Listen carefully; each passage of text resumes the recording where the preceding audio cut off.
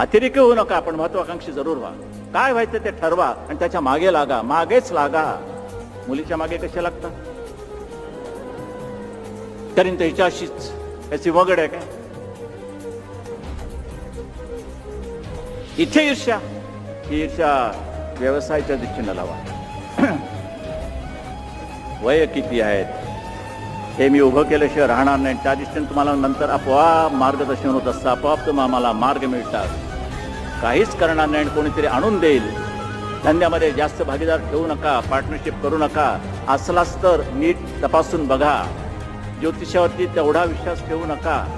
माझा ज्योतिषावरचा विश्वास उडालेला आहे, तुम्ही फार ठेवू नका. ज्योतिषांचा धंदा मला बसवायचा नाही. काही चांगले असू शकतात, पण चांगला असला तरच बघा, नाही तर नाही. आणि मग स्वतःच्या कर्तृत्वावरती ज्या वेळेला तुम्ही उभं राहाल आणि निश्चित ठामपणाने विचार कराल